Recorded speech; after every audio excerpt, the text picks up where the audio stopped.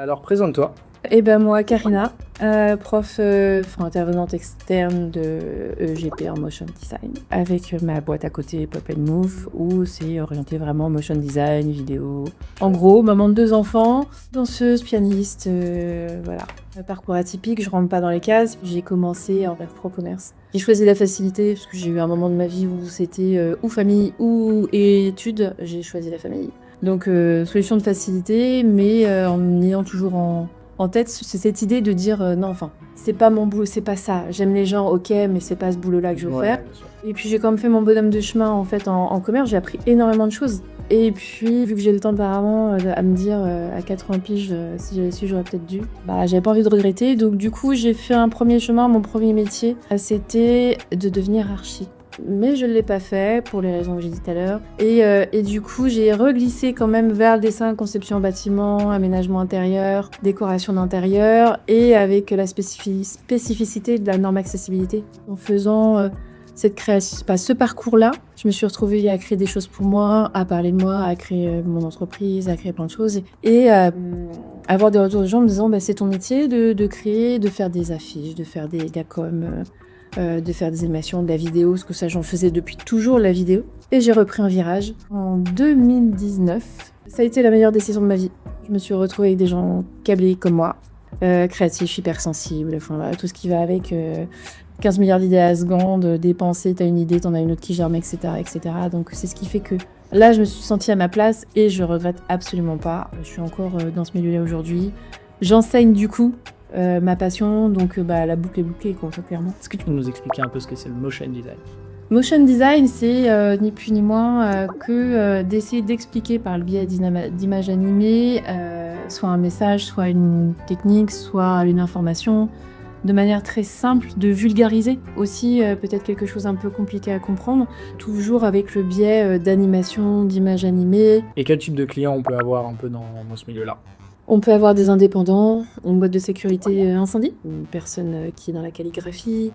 J'ai eu des communautés de communes qui ont voulu effectivement recréer en fait une identité visuelle d'une chapelle qui a été rénovée. Et là, j'ai bossé en collab avec une directrice artistique. Je pense que dans ce métier, en tout cas, on a la chance de pouvoir toucher plein de secteurs d'activité différents. On apprend énormément en fait. Ouais. Est-ce que dans tout ça, il y a un projet que t'as particulièrement marqué? Ils ont tous leur truc en fait. La sécurité, c'était ce côté hyper technique, comment en fait j'apporte un peu de sensibilité, un peu de sexitude dans un milieu où c'est pas évident.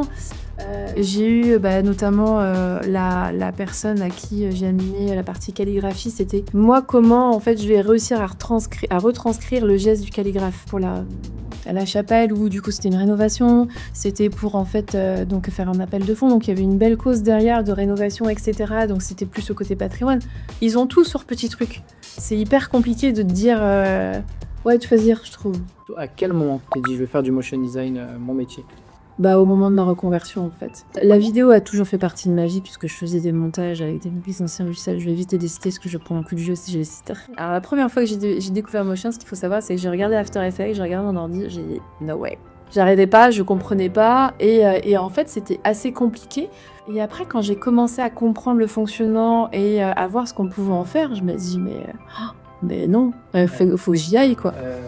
Du coup, à quel point le motion design c'est puissant? C'est puissant à partir du moment où tu sais bien t'en servir. Je pense notamment, tu peux tout faire passer en fait avec, je trouve. On peut toucher les gens avec ça.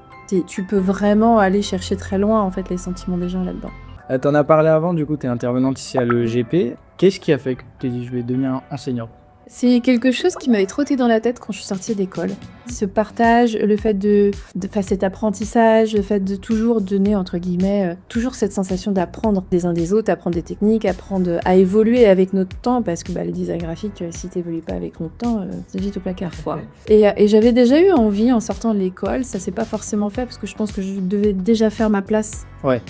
Déjà avec ma boîte, déjà avec mon univers, parce que tu te cherches en fait quand tu commences après l'école. Et c'est revenu à moi grâce à Guillaume Choueka, que tu connais. Bien sûr. Et qui m'a dit, écoute Karina, il y a EGP, ils cherchent en fait un prof de motion, est-ce que ça te dit? On me dit, je te connais, vas-y. Ok. Bon, on y va. C'est le côté où tu dis, bon, tu sais pas trop. Tu dis, de toute façon, moi qui ne tente rien à rien. Et ça a été à une vitesse. Ouais. Et j'ai eu très vite Céline, ça a matché super bien. J'ai rencontré l'équipe pédagogique, ça a matché. Ça a matché vraiment très simplement et tout a été hyper fluide. Et quand c'est comme ça, généralement, tu dis bon, Ouais. on y va. Hein. Un signe. On signe, on y va, j'ai signé, puis j'ai commencé il y a 2 ans. Ouais. Du coup, avec ta promo. Ouais, bien sûr. Donc ouais, un moment très particulier parce que c'était mes débuts. Et tu sais pas trop, tu dis ok, j'aime les gens, j'aime transmettre. Ouais. Mais devant 29 têtes, Ouais. tu te dis Comment ça va se passer? comment ça va se passer. Et ça a été vraiment une année, en tout cas cette année, je l'ai adorée. Quoi. Ouais. Je suis contente d'avoir dit ok, on y va. Est-ce que du coup, dans tout ça, il y a des travaux d'étudiants qui t'ont vraiment surpris? Ah oui, j'ai des travaux d'étudiants qui m'ont surpris parce que il y en a certains, ils sont bourrés de talent, ils s'en rendent même pas compte. Notre rôle aussi, c'est qu'ils prennent conscience de ce qu'ils ont dans les mains parce que c'est pas toujours évident. On s'enrichit mutuellement et je trouve que c'est ça qui fait la richesse de ce métier-là, c'est que tu t'enrichis dans les deux sens. Faut casser l'image de prof-élève. Ouais, bien sûr, ouais. Parce que vous êtes là, pas par hasard, en toute logique. Ouais, bien sûr. Moi, je suis pas là par hasard non plus. Donc, quand t'es dans un univers que t'aimes, c'est un partage et ce qui fait que on peut aller vachement plus loin en fait. Une question qui a fait un peu jaser monsieur Gaëtan Mallet. Je suis censé avoir la solution en plus. C'est évident. Comment se relever d'un échec? Alors déjà, pour moi, c'est pas un échec. Le mot échec, je trouve qu'il est très réducteur et très péjoratif, très plombant. C'est plus facile à dire qu'à faire, mais pour moi, c'est pas un échec. Alors, ça fait très galvaudé, mais c'est un apprentissage. C'est-à-dire que quand t'as un échec, c'est que ça veut dire que t'as essayé plein de choses. Ok, qu'est-ce qui fonctionne pas? Il y a peut-être ça, ou j'aurais peut-être dû faire ça. Bon, ok, itération, tu reviens et tu progresses. Si t'arrives à en tirer le positif, d'essayer d'en tirer des leçons. Si j'avais pas eu, moi, tous ces échecs que j'ai pu avoir, parce que j'en ai eu, je suis loin d'avoir eu une vie parfaite, je serais pas la femme que je suis aujourd'hui. Ouais. Tu vois ce que je veux dire? C'est encore facile. C'est facile de le dire pour moi parce que j'ai le recul et que vous êtes jeune, vous n'avez pas encore le recul, mais c'est ce qu'il faut essayer et c'est ce que nous, on va dire, je pense, en tant qu'intervenant, on peut essayer de transmettre. Le conseil le plus fou qu'on t'ait donné? C'est plus sur un retour pour me dire, mais Karina, tu es complètement folle. Et ouais. Ce côté spontané que je peux avoir ou sans filtre qui revient régulièrement. Alors c'est des retours, c'est pas des conseils, c'est pas le conseil qui revient souvent et que j'ai mis en application il y a pas si longtemps que ça, c'est d'oser être moi-même. Moi je voulais savoir parce que du coup les étudiants t'adorent. Quel est le secret de Karina? J'en ai pas. Enfin pas de secret hormis que je suis en cours comme je suis dans la vie de tous les jours en fait. Ouais. Et t'as gardé encore un peu ce gros projet de fin d'année, enfin le gros motion, le travail de groupe. Je voulais le garder, je vais manquer de temps. Non, c'est vrai. Ouais, mais cette année, je les ai mis peut-être que je les ai mis un chouille trop tôt sur ce projet-là, je les ai mis sur un générique de film. Donc Squid Game, Eternal Sunshine, qui est un film magnifique, et Certain Reservoir. Des films quand même à résonance avec quand même des émotions assez fortes. Ouais. Et l'idée, c'était effectivement qu'ils arrivent à...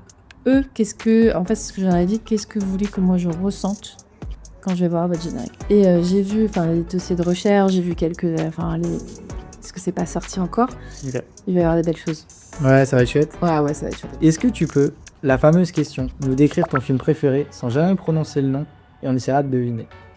C'est pendant des vacances, années 80, avec des personnages d'un milieu assez guindé d'un côté et d'autres personnages un petit peu plus électron libre de l'autre. Il y a beaucoup de nature, de la musique, quelques pas de danse.